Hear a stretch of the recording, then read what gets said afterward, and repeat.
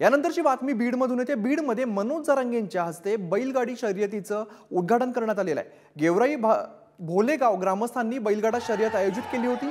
यावेळेला शेतकऱ्यांच्या प्रश्नांवर देखील आवाज उठवणार असल्याचं जरांगेंनी सांगितलं आहे।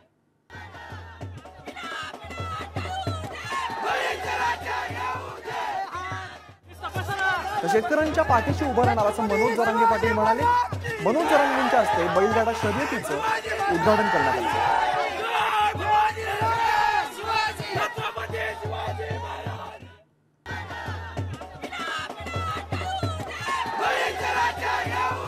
मनोज जरांगेंच्या हस्ते बैलगाडा शर्यतीचं उद्घाटन करण्यात आलेलं आणि यावेळेला शेतकऱ्यांच्या पाठीशी उभं राहणार असं सुद्धा वक्तव्य मनोज जरांगेंनी केलं।